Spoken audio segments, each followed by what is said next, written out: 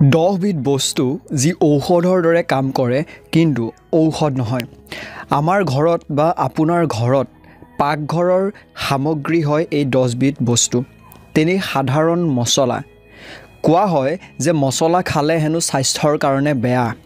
দৰাচলতে বজাৰৰ পৰা যি পেকেট মছলা কিনি আনি আমি খাওঁ সেয়াহে আমাৰ স্বাস্থ্যৰ কাৰণে বেয়া। কিন্তু আপোনাৰ ঘৰত পাকঘৰতে থকা যি প্ৰাকৃতিকভাৱে তৈয়াৰ কৰা মছলা আছে সেই মছলাই আপোনাৰ স্বাস্থ্যত কোনো ধৰণৰ বেয়া প্ৰভাৱ নেপেলায়। তাত প্ৰাকৃতিক যি গুণ আছে সেই প্ৰাকৃতিক গুণে কেতিয়াবা আপোনাৰ স্বাস্থ্যৰ কাৰণে সেই মছলাখিনিয়ে ঔষধতকৈও বেছি ভাল কাম কৰে। গতিকে সেই 10 মছলা আপোনাৰ পাকঘৰতো আছে। কেৱল মাত্ৰ আপুনি এইটো জনা উচিত যে সেই মছলাসমূহ কি আৰু সেই মছলাসমূহ খালে আপোনাৰ বাবে কেনেকুৱা ধৰণৰ আপোনাৰ ঘৰখনৰ পৰিয়ালৰ মানুহৰ স্বাস্থ্যৰ ক্ষেত্ৰত কেনেকুৱা ধৰণৰ প্ৰভাৱ পেলাব পাৰে। সকলোবোৰ কথা যদি জানিব বিচাৰে ভিডিঅ'টো শেষলৈকে চাই থাকিবলৈ নাপাহৰিব। আৰু এইখিনিতে জনাই দিওঁ, যিহেতু স্বাস্থ্যৰ কথা কৈ আছোঁ, আমি সকলোৱে জানো যে আমাৰ কাৰোবাৰ নহয় কাৰোবাৰ প্ৰত্যেকৰে কিছুমান বিষ যেন অনুভৱ কৰোঁ বা বিষ থাকে। আৰু তাৰ কাৰণে আমি এজন কাইৰ'প্ৰেক্টিকক বা ফিজিঅ'থেৰাপিষ্টক আমি বিচাৰি থাকোঁ। ভাল এজন ফিজিঅ'থেৰাপিষ্ট বা কাইৰ'প্ৰেক্টিক, যাৰ বাবে আমাৰ স্বাস্থ্যৰ ভাল উন্নতি কৰিব পাৰোঁ বা আমাৰ স্বাস্থ্যৰ ক্ষেত্ৰত যাতে ভালদৰে ট্ৰিটমেণ্ট কৰিব পৰা হয়। তেনেকুৱা এজনেই কাইৰ'প্ৰেক্টিক আপোনালোকৰ বাবে মই লৈ আহিছোঁ। বহুতৰে এনেকুৱা ধৰণৰ ব্যক্তি আছে যাৰ বয়স 30 বছৰো হোৱা নাই, তেওঁলোকে বহুত বেছি সমস্যাত ভুগিবলগীয়া হয়। কাৰোবাৰ বয়স বেছি হৈছে কিন্তু তেওঁলোকেও বহুতো ধৰণৰ বিষত ভুগিবলগীয়া হয়। কঁকালৰ বিষে হৈ লওক, গাঁঠিৰ বিষ যিকোনো ধৰণৰ বা শৰীৰৰ যিকোনো ধৰণৰ বিষত ভুগিবলগীয়া হয়। লগতে স্পণ্ডলাইটিছৰ প্ৰব্লেমেই হওক, নাৰ্ভৰ কিছুমান সমস্যাই হওক, তেনেকুৱা ধৰণৰ সমস্যাখিনিত ভুগা দেখিবলৈ পোৱা যায়। এনে সময়ত আপোনালোকলৈ লৈ আহিছোঁ এজন ডক্তৰ, হয়, ডক্টৰ সুব্ৰত দে। ডক্টৰ সুব্ৰত দেক এইকাৰণেই কাৰণ তেওঁ 1000জনতকৈও অধিক মানুহৰ এনেকুৱা ধৰণৰ যিবোৰ সমস্যা আছে খুব সোনকালে ভাল কৰিছে। আৰু তেওঁ ডেইলি প্ৰতিদিনে 40জনৰ পৰা 50জনলৈকে তেওঁ পেচেণ্ট চায়, তেওঁলোকৰ সমস্যা সমাধান কৰে। আৰু আপোনালোকৰো যদি সমস্যা আছে তেন্তেহ'লে এই যি কাইৰ'প্ৰেক্টিক ফিজিঅ'থেৰাপিষ্ট আছে ডক্টৰ সুব্ৰত দেক, তেওঁক কণ্টেক্ট কৰিব পাৰে। স্ক্ৰীণতে নম্বৰ দিয়া হৈছে। আপোনালোকে তেওঁৰ জৰিয়তে আপোনালোকৰ ঘৰৰ যিকোনো ব্যক্তিৰ সমস্যা হৈ লওক, যদি ক'ৰবাত দেখাইছে কিন্তু এতিয়ালৈকে ভাল ফলাফল পোৱা নাইকিয়া,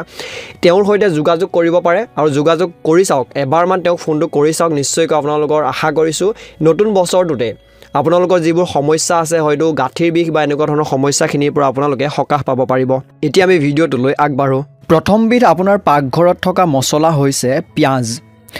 পিঁয়াজ তেনেই সাধাৰণ, আমি সদায় খাই থাকোঁ। প্ৰত্যেকবিধ চব্জিতে আমি সেই পিঁয়াজ প্ৰয়োগ কৰোঁ। পিঁয়াজ যে কাটিলে চকু পানী ওলায়, কিয় ওলায় জানেনে? যে পিঁয়াজত ছালফাৰ থকাৰ বাবে চকু পানী ওলায়। আৰু পিঁয়াজ যদি ৰান্ধি খোৱাতকৈ আপুনি কেঁচাই খাব পাৰে তেন্তে হ'লে ইয়াৰ বেছি ঔষধি গুণ পোৱা যায়। প্ৰত্যেক দিনাখনে ভাতৰ লগত আপোনালোকে যদি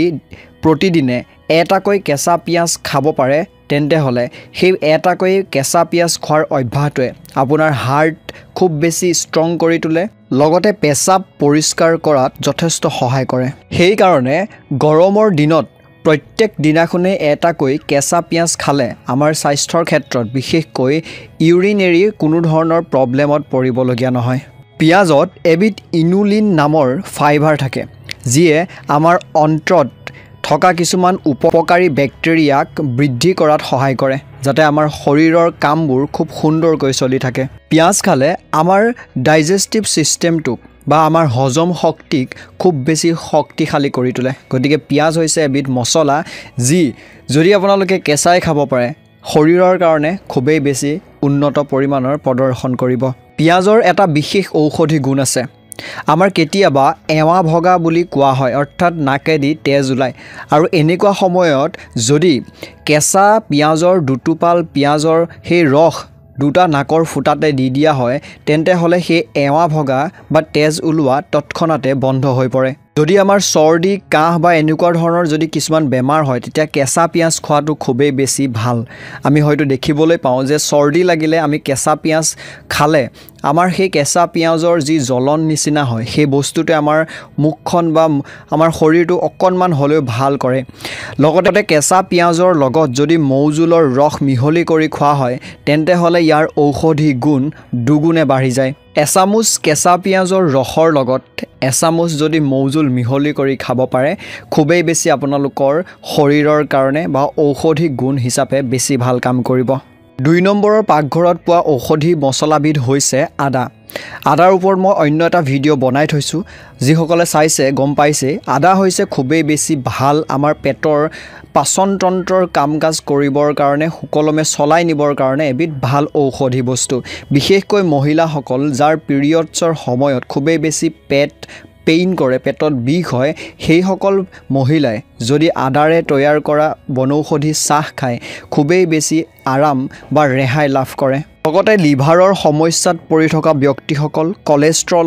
কলেষ্ট্ৰল যদি বাঢ়িছে এনেকুৱা ধৰণৰ যদি অসুবিধাসমূহ হৈ আছে আদাৰ চাহ খালে বহুতে বেছি ভাল পৰিমাণে আপোনালোকে প্ৰতিফলন দেখিবলৈ পাব কিন্তু এনেকুৱা নহয় যে বেছিকৈ খাব ডক্তৰৰ পৰামৰ্শ লৈ পেলাই আপোনালোকে নিয়ম অনুসৰি আদাৰ চাহ বা আদা খাবলৈ যত্ন কৰিব ইয়াৰ পিছৰ বস্তুবিধ হৈছে নহৰু কেঁচা নহৰু খালে আমাৰ মুখখন গোন্ধায় আৰু সেই কাৰণে আমি বহুতে কেঁচা নহৰু নাখাওঁ কিন্তু যদি কেঁচা নহৰু প্ৰতিদিনাখনে 2 পৰা 3 ফুটাকৈ আপোনালোকে খায় তেন্তে হ'লে কেইটামান বেমাৰৰ পৰা আমি ৰক্ষা পাব পাৰোঁ যেনে উচ্চ ৰক্তচাপ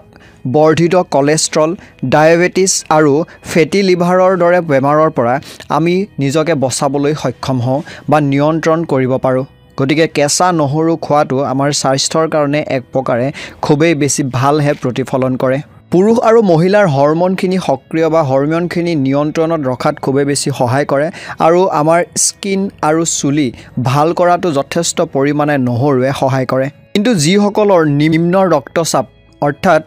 লো ব্লাড প্ৰেছাৰ আছে সেই সকল ব্যক্তিয়ে কিন্তু এনেদৰে কেঁচা নহৰু কমাই খাব বা কেঁচা নহৰু যদিও খাবলৈ মন কৰে ডক্তৰৰ পৰামৰ্শৰ অবিহনে নাখাব ইয়াৰ পিছৰ মছলাবিধ হৈছে জিৰাৰ যি মলমলীয়া বা এটা সুন্দৰ গোন্ধ এটা আহে সেই গোন্ধটো কিউমিনেল ডিহাইড নামৰ এটা যৌগৰ বাবে হয় জিৰা খালে আমাৰ পেটৰ বহুতো সমস্যাৰ পৰা আমি ৰক্ষা পাব পাৰোঁ ইয়াৰ যি গোন্ধ আছে সেই গোন্ধই আমাৰ লালতি গ্ৰন্থিত এটা উত্তেজনাৰ সৃষ্টি কৰে যিয়ে আমাৰ খোৱাৰ প্ৰতি অকণমান হ'লেও আমাৰ লোভ এটা সৃষ্টি কৰে যদি দৈৰ লগত বা দৈ পানীৰ লগত যদি আপোনালোকে জিৰা গুড়িৰ ৰস মিহলাই খাব পাৰে খুবেই বেছি ভাল আমাৰ শৰীৰৰ কাৰণে হয় জিৰা খাই থাকিলে আপোনালোকৰ ৱেইট লছ কৰিব পাৰে ৰক্তহীনতা বা এনিমিয়াৰ পৰা আপোনালোকে প্ৰতিৰোধ কৰিব পাৰিব নিজকে যিসকলৰ ভালদৰে ৰাতি টোপনি নাহে তেওঁলোকৰ ক্ষেত্ৰতো ৰেগুলাৰকৈ যদি জিৰা খোৱা হয় খুবেই বেছি ভাল প্ৰতিফলন দেখিবলৈ পায় যদি জিৰাৰ আপোনালোকে আৰু ঔষধি গুণ পাব বিচাৰে তেন্তে হ'লে জিৰাৰ বনৌষধি চাহ বনাই খাওক খুবেই বেছি ভাল প্ৰতিফলন দেখিবলৈ পাব ইয়াৰ পাছৰ বস্তুবিধ হৈছে মেথিগুটি আমি অকল ডায়েবেটিছ ৰোগীৰ বাবে বা ডায়েবেটিছ বেমাৰৰ বাবে ভাল বুলি ভাবোঁ কিন্তু নহয় ইয়াৰ আৰু বহুতো ঔষধি গুণ আছে আজিকালি পুৰুষ আৰু মহিলাৰ হৰমনৰ খেলিমেলিৰ বাবে বহুতো বেমাৰ হৈ থাকে আৰু এনে ধৰণৰ বেমাৰ নহবৰ বাবে মেথিগুটি আপোনালোকে প্ৰত্যেক দিনাখনে খোৱাটো খুবেই বেছি ভাল প্ৰতিফলনৰ সৃষ্টি কৰে মেথিগুটি খালে আপোনালোকৰ পেট খোলোচা কৰে কাৰণ ইয়াত ফাইবাৰ আছে কনষ্টিপেশ্যন বা পাইলছৰ সমস্যাত ভুগি থকা ব্যক্তিসকলে মিঠিগুটি খাব লাগে মিঠিগুটি খালে আপোনালোকৰ কাৰণে খুবেই বেছি ভাল হয় ইয়াৰ পাছৰ বস্তুবিধ হৈছে কলা জিৰাই আমাৰ স্মৃতি শক্তি বৃদ্ধি কৰে লগতে টোপনি যদি কম হয় টোপনি ভাল হোৱাত সহায় কৰে তাৰোপৰি আমাৰ বহুত বেছি যদি কলেষ্ট্ৰল হৈছে বা কলেষ্ট্ৰলৰ সমস্যাটো আমাক যথেষ্ট বেছি পৰিমাণে সহায় কৰে লগতে আৰু বহুত কেইটা বেমাৰ আছে যিকেইটা বেমাৰত কলেষ্ট্ৰল হওক বা অন্যান্য হাই বিপিয়ে হওক তেনেকুৱা ধৰণৰ বেমাৰত কিন্তু কলা জিৰাই বহুতে বেছি ভাল প্ৰতিফলনৰ সৃষ্টি কৰে আৰু লগতে গৰ্ভধাৰণৰ ক্ষেত্ৰত ক্ষেত্ৰতো আৰু যৌন সম্পৰ্ক বা ক'বলৈ গ'লে সেইবোৰ ক্ষেত্ৰতো যথেষ্ট পৰিমাণে সহায় কৰে যদি আপোনালোকৰ এনেকুৱা ধৰণৰ বেমাৰ আজাৰখিনিত চিকিৎসা কৰোৱা হয় তেনে পৰিপ্ৰেক্ষিতত আপোনালোকে দেখিবলৈ পায় যে আয়ুৰ্বেদিক বহুতো ঔষধৰ ক্ষেত্ৰত কলা জিৰা ব্যৱহাৰ কৰা হয় ইয়াৰ পিছৰ বস্তুবিধ আহিলে চপগুটিয়ে আমাৰ মুখৰ দুৰ্গন্ধ নাইকিয়া কৰে মাউথ ফ্ৰেছনাৰ হিচাপে কাম কৰে লগতে ভাত খোৱাৰ পাছত যদি আমি চপগুটি বা মছলা খাওঁ তেন্তে হ'লে আমাৰ ডাইজেষ্টিভ সিস্টেমটোত আমাৰ হজম হোৱাত যথেষ্ট পৰিমাণে সহায় কৰে লগতে যিসকল মহিলাই দুগ্ধপ্ৰাণ কৰাই আছে নিজৰ সন্তানক তেওঁলোকৰ বাবেও প্ৰডিউচ কৰাত বহুতে বেছি সহায় কৰে লগতে থুলমূলকৈ ক'বলৈ গ'লে এই মছলাই যথেষ্ট পৰিমাণৰ ভাল প্ৰতিফলনৰ সৃষ্টি কৰে ইয়াৰ পিছৰ মছলাবিধ হৈছে অজৱাইন বা জনিগুটি যিসকলৰ পেপটিক আলচাৰত অসুবিধা আছে তাৰ কাৰণে যথেষ্ট বেছি উপকাৰী হয় এই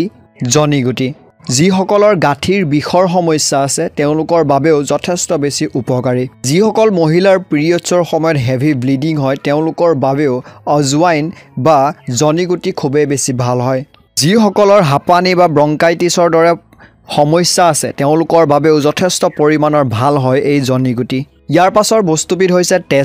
তেজপাত যদি খায় বা তেজপাত দিয়া চাহ খালে মাইগ্ৰেনৰ কাৰণে যথেষ্ট বেছি ভাল হয় আৰু মাহেকীয়াৰ সময়ত তলপেটৰ সমস্যাত বা বিষত ভোগা মহিলাসকলৰ বাবে যথেষ্ট পৰিমাণৰ এই তেজপাতে উপকাৰী গুণ হিচাপে বা ঔষধ হিচাপে কাম কৰে এই চাহকাপ গাঁঠিৰ বিষৰ বাবে উপকাৰী লগতে গাউটছত যথেষ্ট পৰিমাণে উপকাৰী হয় লগতে ডায়েবেটিছ ৰোগীৰ বাবে ভাল আৰু হাৰ্টৰ পেচেণ্টৰ বাবে যথেষ্ট পৰিমাণৰ ভাল গতিকে যদি তেজপাতৰ চাহ খাব পাৰে যথেষ্ট পৰিমাণৰ উপকাৰ হোৱা দেখিবলৈ পাব সেই কাৰণে ডেইলি যদি পাৰো একাপকৈ তেজপাত দিয়া চাহ খোৱাটো আমাৰ শৰীৰৰ কাৰণে খুবেই বেছি উপকাৰী হয় 10 নম্বৰৰ ঔষধবিধ হৈছে লঙে আমাৰ দাঁতৰ বিষ যথেষ্ট পৰিমাণে কম কৰাত সহায় কৰে আৰু লং খাই থাকিলে শ্বাস প্ৰশ্বাস তন্ত্ৰৰ ৰোগ সহজে নহয় গতিকে শ্বাস প্ৰশ্বাসজনিত ৰোগত ভুগি থকা সকলে লং খাই থকাটো খুবেই বেছি ভাল গতিকে এই কেইটা আছিল 10 বিধ মছলা যি আপোনাৰ ঘৰৰ পাকঘৰতে খুব সহজে পাই যায় কিন্তু আমি কেনেকৈ খাব লাগে হয়তো আজি গম পালো বা কিয় খাব লাগে গতিকে সেই সমূহ খাবলৈ যত্ন কৰিব যাতে শৰীৰটো আপোনালোকৰ খুব সুন্দৰ হৈ থাকে এটি নতুন ভিডিঅ'ৰ সৈতে লগ হ'ম ধন্যবাদ